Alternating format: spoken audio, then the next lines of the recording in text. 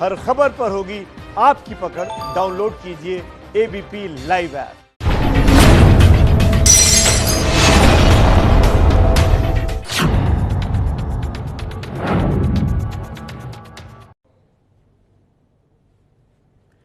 नमस्कार, स्वागत है आपका एबीपी न्यूज में। आपके साथ मैं हूं अखिलेश आनंद।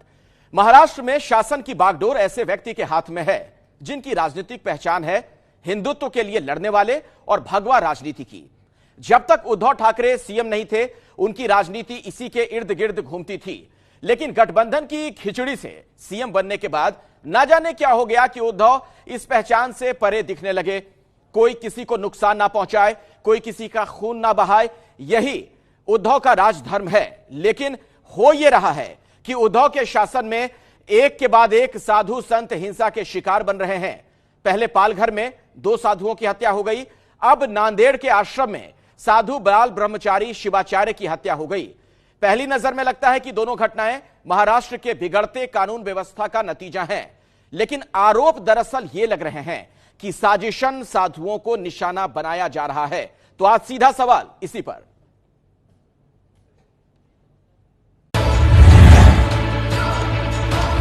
महाराष्ट्र में साधुओं का फिर बहा खून। नांदेड़ के आश्रम में साधु और सेवादार की हुई हत्या। नांदेड़ हत्याकांड ने याद दिलाया पालघर। महाराष्ट्र में गत 1 महीने के अंतराल में ये दूसरी बार साधुओं की हत्या हो चुकी। पहली हत्या को सरकार ने अफवाह कह के करार दे दिया। अब 1 महीने में दूसरे साधु की हत्या होती है। ये हो क्या रहा है महाराष्ट्र? पालघर में भी गई थी 2 साधुओं की जान। साधु से किसी की क्या दुश्मनी?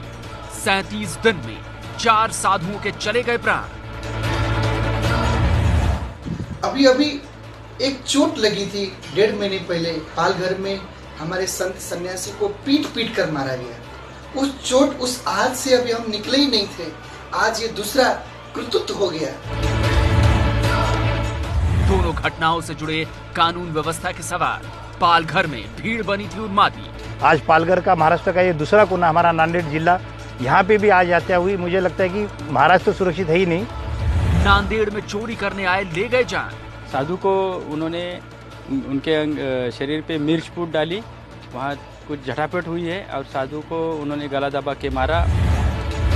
उद्धव के शासन में क्यों हो रहा है यह अधर्म? जिस तरह से नांदेड़ में एक बार फिर 2 संतों की हत्या हुई है, उससे यह सिद्ध होता है कि महाराष्ट्र में आदरणीय उद्धव ठाकरे जी की सरकार में साधु संत सुरक्षित नहीं है। इस पर एक प्रश्न भी पैदा होता है कि यह क्या महज संयोग है या कोई एक सुनियोजित प्रयोग किया जा रहा है? क्या कांग्रेस की मजबूरी में उद्धव भूले भगवा?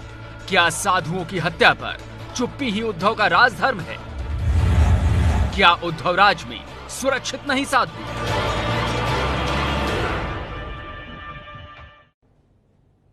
जी हां, सीधा सवाल में आज चर्चा इसी की होगी और मेरे साथ जो तमाम मेहमान जुड़ चुके हैं उनसे मैं आपका परिचय करवा दूं। उसके बाद हम इस बहस की शुरुआत भी करेंगे। बीजेपी से मेरे साथ राम कदम साहब जुड़ चुके हैं, के शर्मा भी हैं, आप दोनों से हमारी बातचीत होगी। संजय गुप्ता हैं शिवसेना के समर्थक, उनसे भी हमारी बातचीत होगी। आचार्य प्रमोद कृष्णम हैं पॉलिटिकल एनालिस्ट के तौर पर, हालांकि कांग्रेस से आप चुनाव भी लड़ चुके हैं। स्वामी दीपांकर धर्मगुरु हैं, उनसे भी हमारी बातचीत होगी। और देवकी नंदन ठाकुर जी भी हैं स्पिरिचुअल लीडर, उनसे भी हम बातचीत करेंगे। लेकिन आज सीधा सवाल में बहस क्या होगी, उन सवालों पर आप एक नजर डाल लीजिए। किन सवालों के इर्द गिर्द आज हम ये बहस करने वाले हैं? क्या महाराष्ट्र में साधुओं को निशाना बनाया जा रहा है? आज का ये एक बड़ा सवाल है। इसके अलावा और भी कुछ अहम सवाल हैं जो आज इस चर्चा में हम शामिल करने वाले हैं। वो सवाल क्या हैं, उस पर आप एक नजर डालिए। आज दरअसल सवाल इसलिए खड़ा हो गया चूंकि महाराष्ट्र में महीने भर के अंदर इस तरह की दूसरी घटना है। आज प्रेस कॉन्फ्रेंस में उद्धव साधुओं के दर्द पर क्यों नहीं बोले, यह भी एक बड़ा सवाल। क्या कांग्रेस के साथ आने से उद्धव की विचारधारा बदल गई है? क्या उनकी पुरानी विचारधारा नहीं रही? क्या उद्धव बाला साहेब के हिंदुत्व के विचार को भूल गए? यह भी आज का एक बड़ा सवाल है। और चर्चा की शुरुआत संजय गुप्ता जी मैं आपसे ही करना चाहूंगा। आप शिवसेना के समर्थक हैं और पहला सवाल तो यही है कि आज अगर बाला साहेब जिंदा होते तो क्या इस तरीके से साधु संतों की हत्या हो रही होती सूबे में?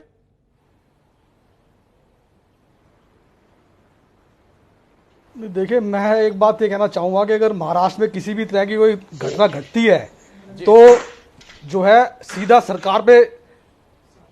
सरकार को कटघरे में खड़ा कर लेते हैं, सीधा उसकी विचारधारा पे सवाल उठाने लग जाते हैं कि महाराष्ट्र में उद्धव साहब ने अपनी विचारधारा को त्याग दिया, शिवसेना ने अपनी विचारधारा को त्याग दिया, और जो है वो मतलब पूरी महाराष्ट्र सरकार को कटघरे पे खड़ा कर देते हैं। ठीक है, नंबर्स के आधार पर शिवसेना ने संजय जी एक छोटा सा सवाल, फिर अपनी बात रखिएगा। करके तो क्या विपक्ष से सवाल मगर अपनी विचारधारा एक मिनट, अगर अपराध की घटना होती है, साधु संतों की हत्या हो रही है, तो क्या विपक्ष से सवाल पूछा जाएगा?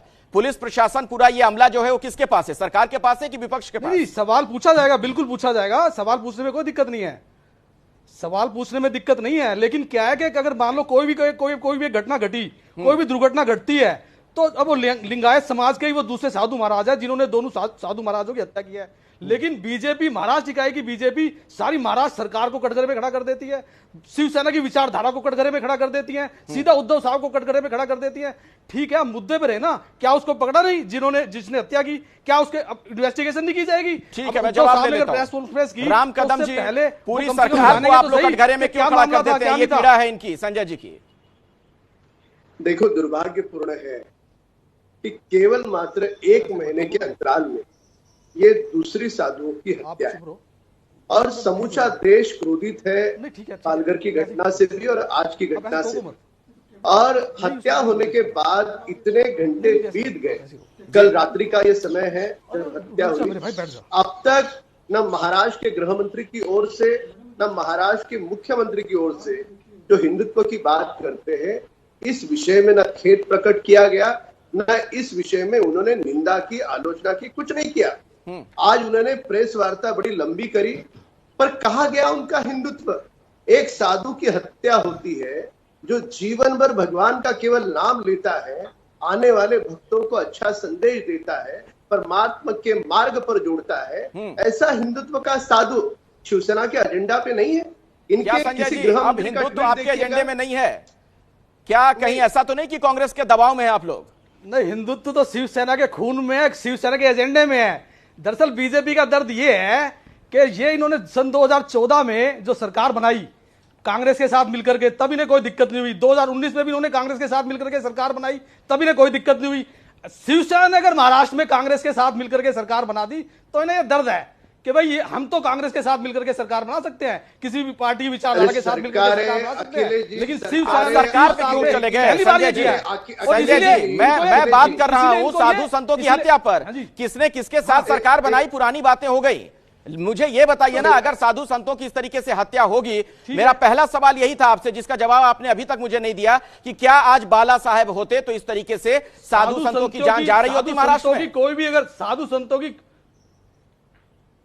नहीं, साधु संतों की जान अगर कोई भी लेगा, किसी भी तरह की ऐसी कार्रवाई करेगा तो उसके ऊपर पूरी कार्रवाई की जाएगी और उसको बंद भी किया जाएगा, उसको सजा भी दी जाएगी। ऐसा नहीं है कि अगर कोई दुर्घटना इस तरह की घट गई है तो उसके खिलाफ कोई एक्शन नहीं लिया जाएगा और साधु महाराजों को मारने वाले बच जाएंगे। पालघर में भी 100 से ज्यादा लोगों को गिरफ्तार करके उनके खिलाफ केस चल रहा है, और जबकि यूपी में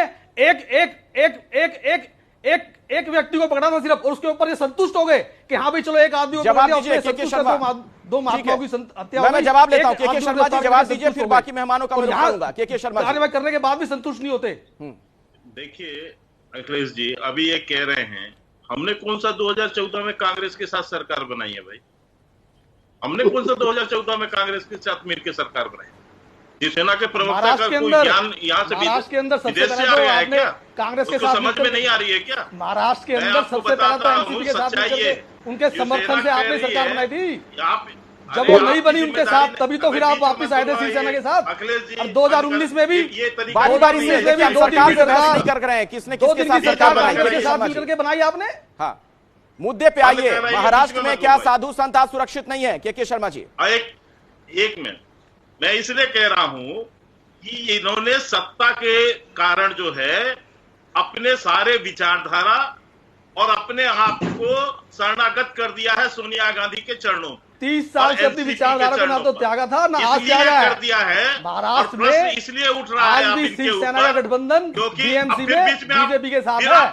विचारधारा को भी त्यागा क्या शर्मा जी? विचारधारा पे आप जो बार-बार कुठाराघात करते हैं ना शिवसेना की, ये गलत करते हैं आप। आप विचारधारा पे इनके बीच में अगर तो नहीं किसी बोला था पॉलिटिकल मैं। पार्टी के साथ मिलकर के सरकार अब बनाई मैं जाती है आपको तो विचारधारा कोई नहीं त्यागता। ये वही बीच ना में तो कांग्रेस ने अपनी बदतमीजी कर रहे सरकार हो। त्यागी है, फिर ना ही वही शिवसेना ने अपनी बदतमीजी विचारधारा को शिवसेना त्यागा करने है। लगी है। आज बदतमीज भी हो गए हैं क्या शिवसेना के प्रवक्ता? आज शिवसेना ने तो अब शिवसेना तो बड़े आदर सम्मान के साथ बात कर रही है आपसे। आपको जब भी मौका मिलता है सीधा विचारधारा पे कुठाराघात करने लग जाते हो। घटना होने के बाद, पालघर की घटना होने के बाद आपने जिस ढंग से उसको लीपापोती करने की कोशिश किया और लोगों को छुपाने की कोशिश किया, जब कोर्ट में मामला पहुंचा तो ऑटोमेटिक वो पोल खुल गया कि कौन लोग उसके जो है जमानत ले रहे थे। क्या छुपाया? वही कांग्रेस के लोग, कांग्रेस का एमएलए जमानत लेने के लिए खड़ा हुआ, कम्युनिस्ट के लोग, वही ईसाई गिरजाघर के लोग, उन लोग को बचाने के लिए उनकी जमानत लेने खड़े हो गए। उसके पहले आप दूसरी बात चिल्ला रहे थे पालघर में, और क्या जांच किया आपने उसमें? अभी तक क्या कार्रवाई हुई 1 महीने पर? और आज नांदेड़ की घटना के बाद उद्धव ठाकरे की जबान क्यों बंद है? क्यों आज संजय राउत की जबान बंद है? क्यों नहीं एक शब्द बोल पा रहे हैं? बोलिए, जवाब दीजिए संजय गुप्ता जी, जल्दी से जवाब दीजिए। उद्धव ठाकरे साहब ने आज दोपहर 1:30 बजे के आसपास संबोधित किया, कॉन्फ्रेंस की उन्होंने, लेकिन साधु की जो हत्या हुई है उस पर एक शब्द भी उन्होंने नहीं बोला। क्यों?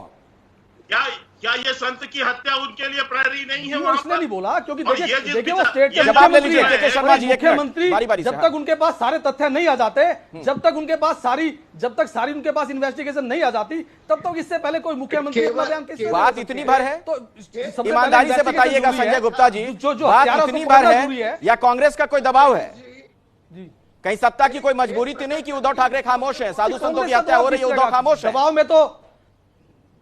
दबाव में तो शिवसेना कभी भी नहीं रही। जब बीजेपी के साथ गठबंधन था तो क्या बीजेपी के साथ दबाव में रहे? हमेशा जो भी कोई मुद्दा ऐसा लगा ठीक नहीं है तो उस वक्त बीजेपी के खिलाफ भी बोले, और कांग्रेस का अभी भी। चलिए मैं आचार्य प्रमोद कृष्णम का आरोप करता हूं। मेरे साथ आचार्य प्रमोद कृष्णम भी जुड़े हुए हैं। सर एक मिनट, आचार्य प्रमोद कृष्णम, ये बताइए क्या महाराष्ट्र में आज भगवा के दुश्मन घूम रहे हैं? क्यों इस तरह की खबरें लगातार आ रही हैं? साधु संत आखिर वहां पर निशाने पर क्यों हैं? आचार्य प्रमोद कृष्णम, देखिए अखिलेश जी, ये बहुत ही दुखद बात है कि लगातार साधुओं की हत्याएं की जा रही हैं, और मुझे अफसोस और भी इस बात का हो रहा है। एक कष्ट ये है कि एक संत की हत्या हुई है, दूसरा कष्ट ये है कि वहां की सरकार ने अभी तक उस पर कोई अधिकृत बयान या गृह मंत्री ने कोई संज्ञान लेते हुए कुछ अभी तक कुछ बोला नहीं है। ये भी बहुत कष्टदायक है। सरकार बिल्कुल आप ठीक कह रहे हैं कि वो शिवसेना चला रही है, कांग्रेस के समर्थन से चला रही है, लेकिन इसका मतलब ये नहीं कि किसी भी गलत बात का समर्थन किया जाए। मैं उससे ज्यादा दुखी इस बात पे हूं कि जिस निर्लज्जता से, बेशर्मी से साधुओं की हत्या पे ये जो लड़ाई हो रही है आपके चैनल पे, ये भी नहीं होनी चाहिए। तथ्यात्मक बात करनी चाहिए। अभी बीजेपी के आदरणीय प्रवक्ता शर्मा जी हमारे बोल रहे थे कि उद्धव ठाकरे सोनिया गांधी के चरणों पे गिर गए। ये कैसी भाषा है? अरे भाई, महबूबा मुफ्ती के साथ आपने सरकार बनाई तो क्या बीजेपी महबूबा मुफ्ती के चरणों पे गिरी थी क्या? उत्तर प्रदेश में नहीं, पहले जब आप बोल रहे थे हम चुप थे। अखिलेश जी, मैं तो ऐसे नहीं बात कर सकता। या तो इनको बुलवाइए, मुझे बुलवाइए। जब ये बोलेंगे मैं बिल्कुल चुप रहूंगा, मैं क्योंकि मैं नहीं करना चाहता। चलिए बारी बारी से बोलिए प्रमोद कृष्णम। देखो फिर ये भाषा जल्दी से सर, 1 मिनट में अपनी बात खत्म कीजिए। सरकार बनाई थी कश्मीर के अंदर, 4 साल चलाई थी, तो क्या महबूबा मुफ्ती के चरणों में गिर गए थे? किस तरह के शब्दों का प्रयोग करते हैं ये बिल्कुल अपनी तमीज को भूल चुके हैं। अखिलेश आनंद जी, मुझे कोई शौक नहीं है इस तरह गाली गलौज करने का। आप सभी से मेरा अनुरोध है, 1 मिनट मेरी बात सुन लीजिए। आप सभी सम्माननीय हैं, अलग अलग पार्टियों से भी जुड़े हुए हैं, आप स्पिरिचुअल गुरु हैं, धर्म गुरु हैं। मुझे लगता है कि हमें सही भाषा में बातचीत नहीं करनी चाहिए, लेकिन एक दूसरे के बीच भी ना पहुंचे ताकि समझ ही ना आए कि कौन क्या बोल रहा है। जल्दी से प्रमोद कृष्णम जी बात खत्म कीजिए सर, 30 सेकंड में। हाँ, पहली बात तो यह है, बीजेपी के राष्ट्रीय प्रवक्ता को अपनी भाषा की मर्यादा का ख्याल रखना चाहिए। सबकी जबान बंद थी। अगर आपके नेताओं के विषय में हम बोलना शुरू कर देंगे तो आप क्या करेंगे? दो संतों की हत्या बोलने मैंने कहा ना कि भाषा ऐसी नहीं होनी चाहिए, मैं उसकी निंदा कर रहा हूं।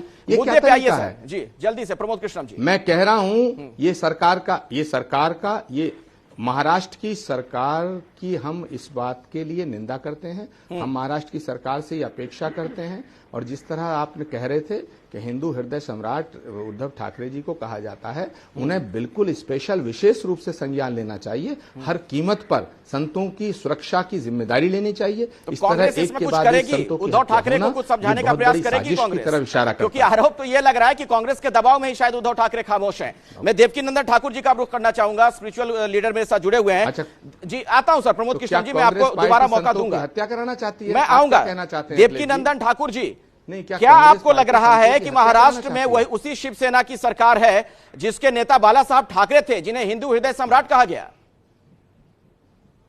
देखिए अखिलेश जी, जब साधु की हत्या होती है तो अकेले साधु की हत्या नहीं होती है, पूरी मानवता की हत्या होती है। साधु त्याग की मूर्ति है और सत्य की मूर्ति है, परमार्थ की मूर्ति है। ऐसे साधु की जब हत्या होती है ना, तो पूरे समाज की हत्या हो जाती है। अब ये महत्वपूर्ण नहीं है कि प्रदेश में हुआ या देश में हुआ। आज आप देख लीजिए, हम साधु संत जितना भी समाज है, ये धर्म का प्रचार करता है, मानवता को जगाता है। मानवता को जगाता है, हमारे बच्चे संस्कारी होते हैं, हमारे बच्चे संस्कारी होते हैं, हमारा देश आगे बढ़ता है।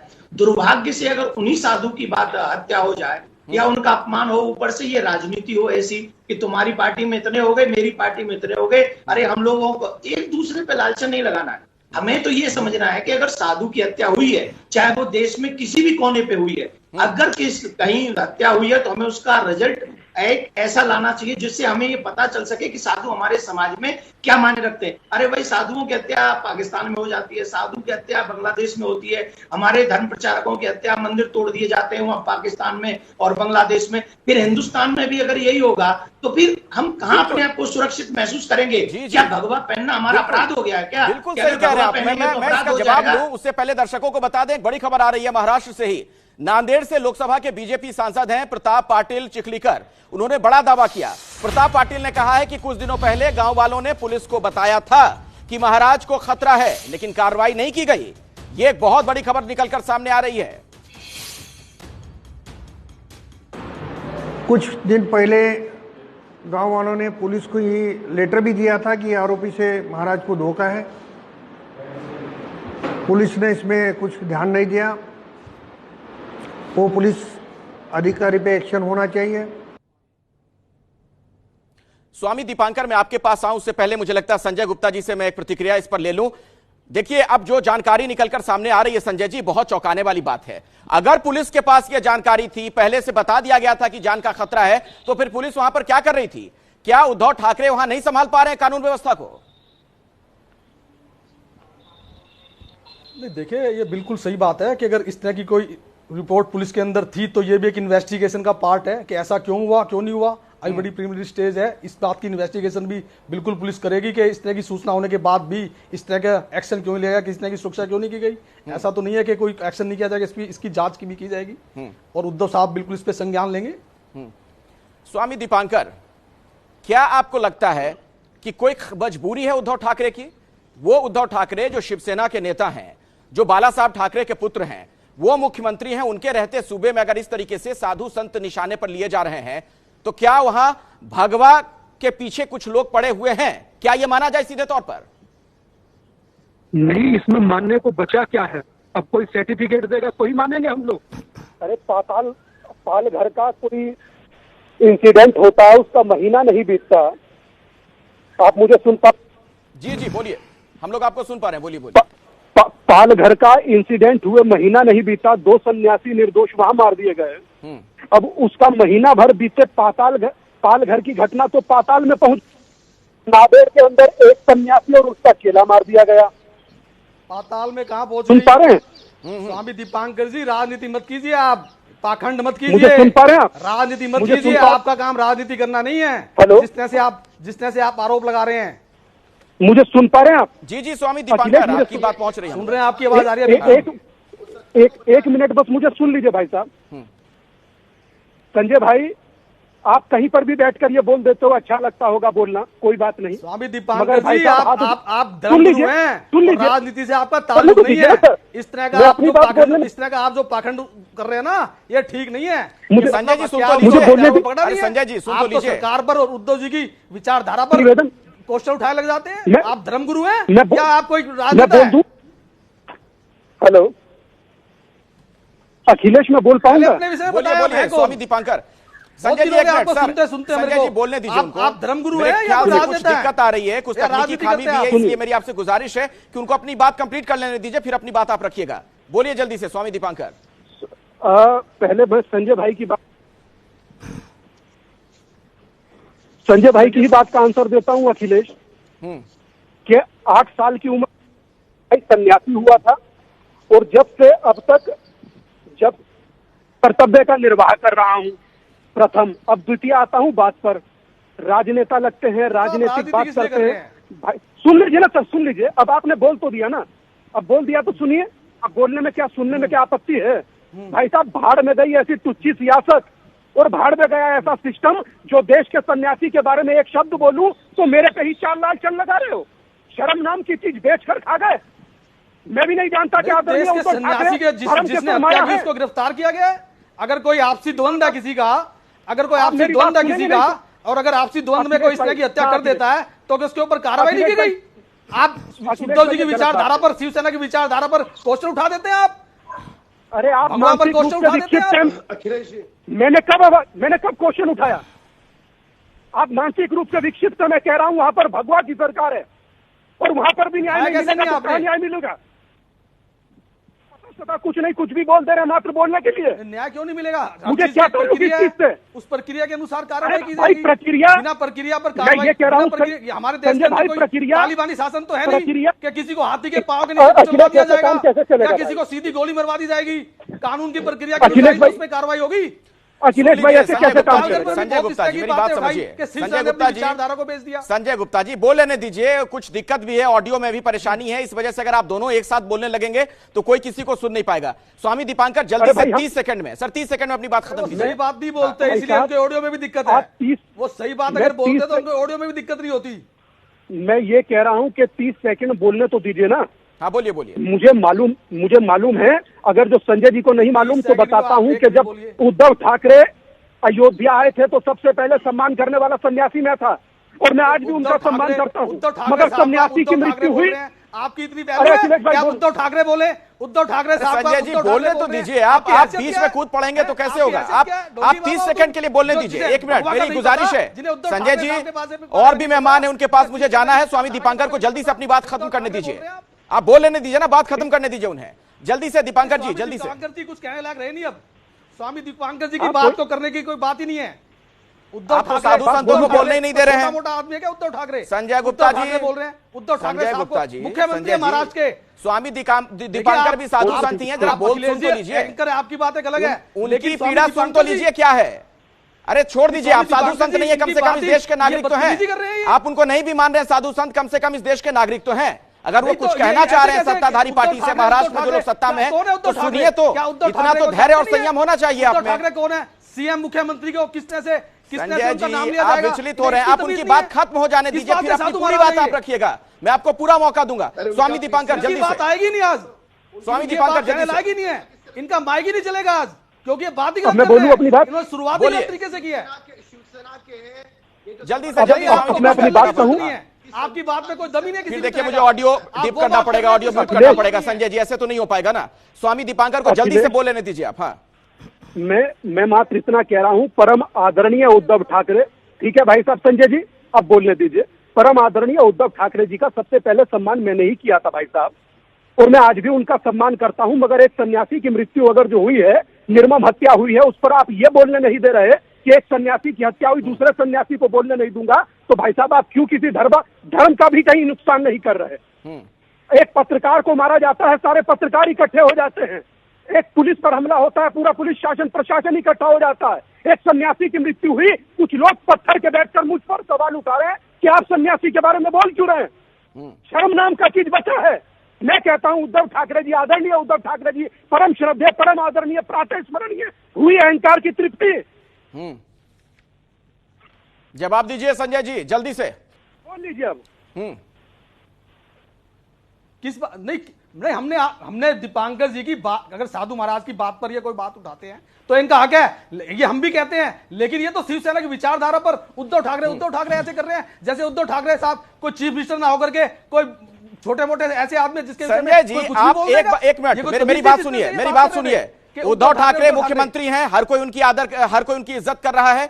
सवाल मेरा ये नहीं है, जो मैं आपसे पूछना चाह रहा हूं और उसका जवाब आप नहीं दे रहे हैं, आप मुद्दे को डिरेल कर रहे हैं। सवाल यह है, आखिर महाराष्ट्र में इस तरह के हालात क्यों बने हुए हैं? क्यों ऐसा लग रहा है कि साधु संत वहां टारगेट पर हैं? वो कौन लोग हैं जो साधु संत की हत्या कर रहे हैं? क्योंकि एक और बड़ा बयान आया है सामने, कहीं ये कोई प्रयोग तो नहीं? ये प्रेम शुक्ला है, बीजेपी के नेता, उन्होंने बयान दिया है। और सीधे मैं अब राम कदम जी आपके पास आना चाह रहा हूं, चूंकि आप ही के पार्टी के नेता हैं प्रेम शुक्ला। उन्होंने एक बयान ये दे दिया कि क्या ये महज एक संयोग है इस तरीके से साधु संतों की हत्या, या फिर सुनियोजित प्रयोग है? खुलकर जरा बताइए, कहना क्या चाहते हैं आप लोग? मैं दो बातें तथ्यों के आधार पर यहां रखना चाहता हूं। सबसे पहले ये बात कि वह शिवसेना की जो 6 महीने के पहले, कि पिछले 6 महीने के अंतराल में तो उन्होंने हिंदुत्व की कुछ बात नहीं की, हमेशा हिंदुत्व के बारे में उन्होंने पीठ पीछा रवैया किया है। यहाँ पर जो समर्थक बैठे हैं उनको ये तक नहीं पता कि देश में साधु संतों का किस प्रकार से सम्मान किया जाता है, किस तरह से किस तरह से। अरे भाई साहब, ये संस्कार नहीं, बीच में नहीं बोले। अरे भाई साहब, बीच में मत बोले। आप विचारधारा पे आ जाते हो, सीधा मुद्दे से बाहर जाते हो। अखिलेश जी, अगर सबके बीच में अगर बात करेंगे, अरे आप संतों के साथ किस तरह से वर्तन किया जाता है उसका आपको गलत बातें करते हैं आप। जब मर्जी देखते हो, जब शिवसेना की विचारधारा पर उंगली उठाते रहते हो आप, मुद्दे की बात नहीं करते आप। आज कोई भी पार्टी किसी भी पार्टी के साथ मिलकर के अगर सरकार बनाती है तो अपनी विचारधारा को नहीं त्यागती। जैसे आप लोगों ने अपनी विचारधारा को दूसरी पार्टी के साथ नहीं त्यागा, शिवसेना ने भी नहीं त्यागा है। अखिलेश जी, ये इस प्रकार से कैसे होगा डिबेट?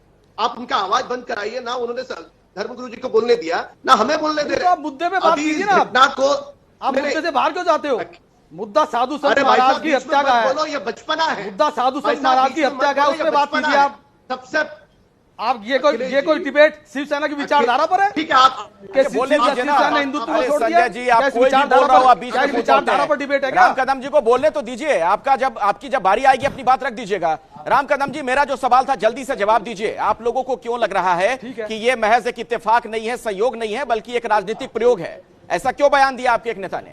वहां के गांव के लोग इसका जवाब दे। महीने पहले पुलिस को कहते हैं कि साधु की जान को खतरा है, तो महाराष्ट्र की सरकार ने उन्हें पुलिस संरक्षण क्यों नहीं दिया? क्यों उस बात से महाराष्ट्र की सरकार पीछे हट गई? क्यों पुलिस ने उस बात को ध्यान नहीं दिया? ये बात इस कारण उठती है क्योंकि महाराष्ट्र सरकार साधुओं को सुरक्षित नहीं रख सकती। 1 महीने में साधुओं की 2 हत्या हो गई और पुलिस भी महाराष्ट्र में सुरक्षित नहीं है। 240 पुलिस पर हमले हुए हैं।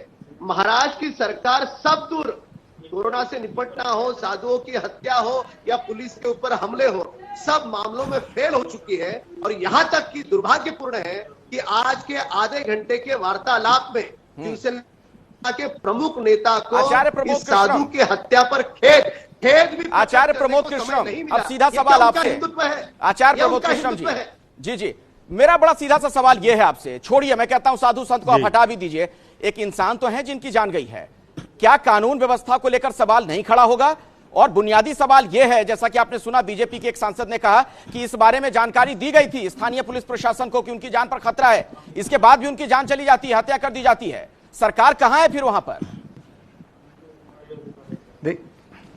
देखिए अखिलेश जी, मुझे थोड़ा सा समय दे दें, 3 पॉइंट उठाऊंगा और उसके बाद मैं नहीं बोलूंगा। पूरी डिबेट में मैं सुन भी रहा हूं, सुनता रहूंगा। पहली बात, जो शिवसेना के नेता हैं उन्हें ये गंभीरता से इस पे चिंतन करना चाहिए। पहली बात, हत्या किसी की भी हो वह निंदनीय है, लेकिन संत की जब हत्या होती है तो और ज्यादा निंदनीय इसलिए है क्योंकि संत का ईर्ष्या द्वेष इससे कोई मतलब नहीं होता, शत्रुता मित्रता, वो सत्य की शरण में होता है और सनातन की पूजा करता है, सनातन के साथ खड़ा होता है। तो जब सच बोलता है तो विरोध होता है।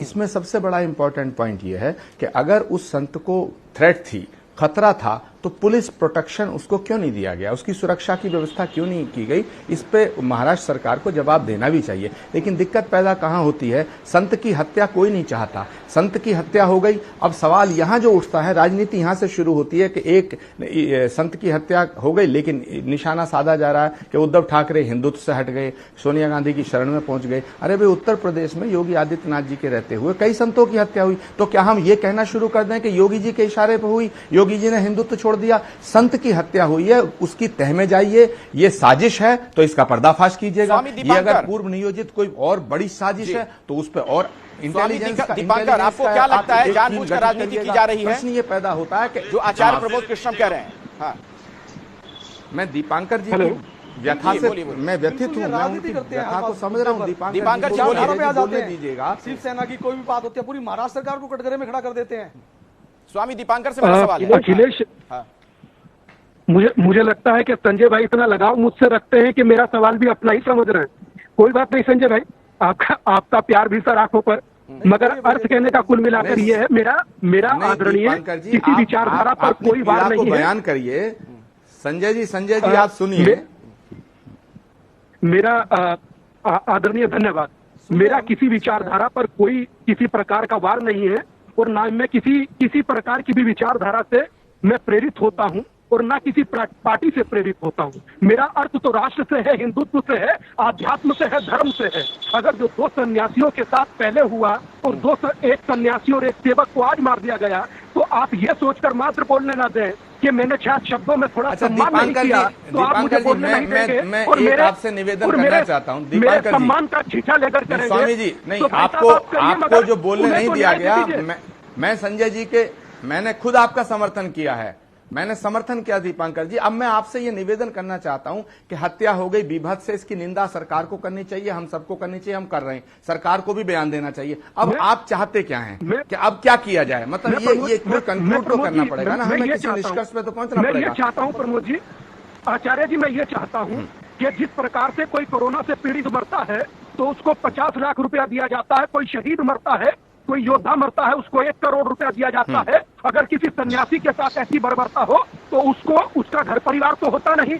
आगे सन्यासी बने और उनके संरक्षण के लिए किसी सन्यासी की मृत्यु पर 5 करोड़ कम से कम सरकार को अखाड़े को देना चाहिए या उसकी उस व्यवस्था को देना चाहिए। मैं उम्मीद करता हूँ कि सरकार उस पर विचार करेगी। देवकीनंदन ठाकुर जी को अब मैं बहस में लाना चाहूंगा। देवकीनंदन जी, क्या साधु संतों की जान इतनी सस्ती है? ये पहली घटना नहीं है, सवाल इसलिए खड़ा हो रहा है, ये एक ऐसा लग रहा है कि कोई भगवा के पीछे पड़ा हुआ है। क्यों आखिर ऐसा हो रहा है बार बार? क्या सरकार के पास कोई रोड मैप नहीं है? साधु संतों की अगर जान जा रही है तो उनकी सुरक्षा कैसे करें? अखिलेश जी, आप ये देखिए, छोटा सा चुनाव जीतने पर, प्रधान बन जाने पर उसको भी सुरक्षा मिल जाती है, लेकिन साधु संत इतना बड़ा धर्म का प्रचार करते हैं, जब जैसा कि वहां के सांसद महोदय ने कहा कि उनको पहले से 15 दिन पहले ही ये बात बता दी गई थी पुलिस प्रशासन को, तो उसी समय उनकी सुरक्षा कर देनी चाहिए। इस देश में तमाम ऐसे साधु संत हैं, कथाकार हैं, जिनका जो दिन रात धर्म का प्रचार करते हैं और उनको भी जान का खतरा है। लेकिन मैं आदरणीय संजय जी से एक बात कहना चाहता हूं कि आप जब टीवी डिबेट में बोले तो किसी भी साधु संत को आप पाखंडी नहीं कहें। इससे आपकी अपनी पहचान होगी कि आप ऐसा ही बोलना जानते हैं, जबकि आपके पीछे लिखा हुआ है गुप्ता। तो ये धर्म के प्रचारक हैं। लेकिन लिंगायत समाज के एक व्यक्ति ने जो उनके साथ ही रहता था, उसने उसकी हत्या की है और आप कटघरे में किसे खड़ा कर रहे हैं? स्वामी उद्धव साहब को, तो ये क्या मतलब हुआ? मतलब किसी बात को तथ्य तो हो। एक लिंगायत समाज का जो साधु था उसी ने हत्या की है, उसको पकड़ भी लिया गया। अरे संजय जी सुनिए तो सही, हमने ये तो नहीं कहा कि शिवसेना ने हत्या की है कि आपने हत्या की है। आप मुद्दे से भटकते हैं, लेकिन आप शिवसेना की विचारधारा पे बात करते हैं, आप उद्धव जी पर सवाल उठाते हैं, आप महाराष्ट्र सरकार अरे शांति से सुने संजय जी, उस व्यक्ति ने जिसने संतों को सुना करो। इसमें सरकार कहां से इन्वॉल्व हो गई? चैनल पर आकर, टीवी चैनल पे आके आप पाखंडी बोलेंगे, उल्टा सीधा शब्द बोलेंगे, राजनीतिक हमको बना देंगे। अगर संतों पे नहीं तो जो मुद्दे से भटक के शिवसेना की विचारधारा पे बात करेंगे कि शिवसेना ने अपने हिंदुत्व को बार बार विचारधारा की बात कर रहे हैं। संजय गुप्ता जी, संजय गुप्ता जी, 1 मिनट सर, मेरा सवाल सुन लीजिए, 1 मिनट सुनिए, मेरा सवाल सुनिए। नहीं, अब आपको मेरा सवाल सुनना पड़ेगा। बार बार आप विचारधारा की बात कर रहे हैं। वो शिवसेना जिसकी पहचान है भगवा ध्वज, सुन लीजिए संजय गुप्ता जी, सर मेरा सवाल सुनिए, मेरे साथ बराबर में आप बोलते रहेंगे तो सवाल नहीं सुन पाएंगे। सवाल सुनिए पहले। वो शिवसेना जिसकी पहचान रही है भगवा ध्वज, उसके नेता आज मुख्यमंत्री हैं सूबे के, साधु संतों की हत्या होती है, उद्धव ठाकरे खामोश हैं। क्यों नहीं पूछा जाएगा सवाल? आपको ऐसे नहीं बोलना चाहिए भाई। नहीं, बिल्कुल पूछा जाएगा, लेकिन अब वो मुख्यमंत्री है स्टेट के, और मुख्यमंत्री होने के नाते वो सारी चीजें, जब सारे तथ्य उनके सामने आ जाएंगे तभी वो अपना बयान देंगे। तो यही बात कह दें, यही बात कह दें कि जांच जारी है, उसके बाद मैं बोलूंगा जो भी कहना है। सबसे पहले अपने तथ्यों को। अखिलेश, हाँ जी, अखिलेश जी नहीं जी जी कम से कम के शर्मा जी बोलिए। चल रही है जिसने के शर्मा जी जल्दी से। हाँ अखिलेश जी, मैं ये कहना चाहता हूँ, एक मिनट मेरी बात सुन लीजिए, शिवसेना जी इनको रोक लीजिए। जब अखलाक की हत्या होती है इस देश में, और वो भी उत्तर प्रदेश में होती है जब हमारी वहां पर समाजवादी पार्टी की सरकार होती है, तब प्रश्न उठाए जाते हैं मोदी जी पर और भाजपा के विचारधारा पे प्रश्न होता है। अभी प्रमोद जी कह रहे थे कि जब यानी सोनिया गांधी का नाम पर उनको बड़ी तकलीफ हो गई। मैं ये पूछता हूं, अभी जब एक संत की हत्या हुई तो प्रियंका गांधी से लेकर राहुल गांधी तक ट्वीट करते फिरे। आज कोई एक ये क्या सत्य है आपके बताइए आप? आज किसी ने जिनका सम्मान खुद अमित शाह साहब करते हैं, मोदी साहब करते हैं, आप प्रवक्ता दाढ़ी में हाथ फेर फेर के कि वो उन्होंने जो है सोनिया गांधी जी के चरणों में अपने आप रख दिया। ये कौन से सत्य है आपके? ये कहां से लेके आए आप ये सब? के संदर्भ में किसने कहा आपको ये कहने के लिए? किसने कहा आपको ये कहने के लिए कि आप ये कहोगे कि उद्धव जी ने सोनिया जी के चरणों में अपना मस्तक रख दिया? ये क्या सत्य हो रही है? और उद्धव ठाकरे पर प्रश्न क्यों न उठे जब एक कांग्रेस का नेता कहता है कि मंदिर की जो है सोना जब्त कर लो, तब भी उद्धव ठाकरे की जबान बंद होती है, तब भी उद्धव ठाकरे मुंह बंद करके बैठे होते हैं। तो विचारधारा की बात राम कदम जी,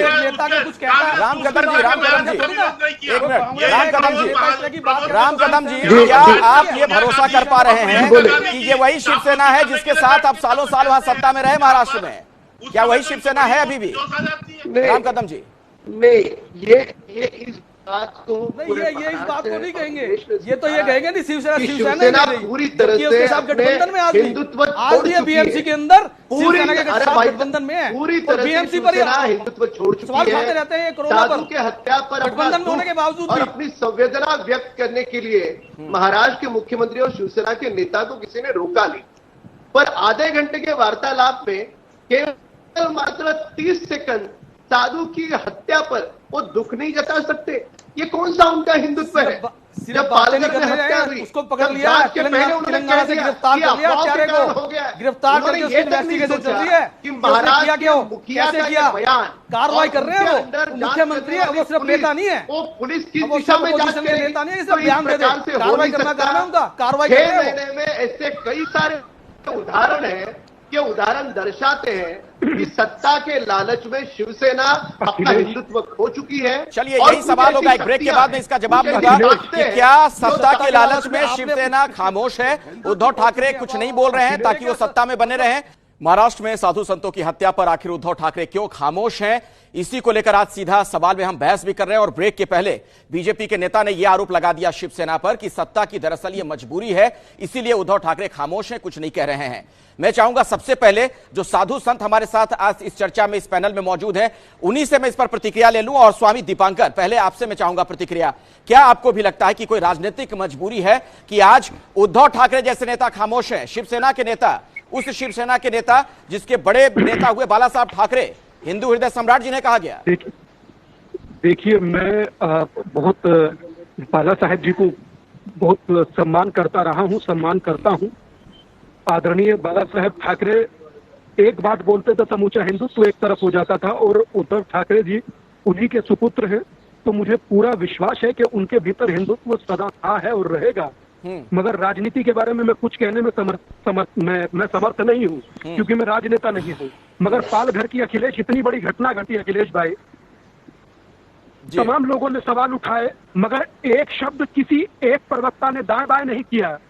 यहाँ एक शब्द पर एक प्रवक्ता है या एनालिस्ट है या जो भी है विश्लेषक है, वो एक सन्यासी को पाखंडी और जाने क्या क्या इसलिए कह रहा है कि अपना स्कोर कैसे बना।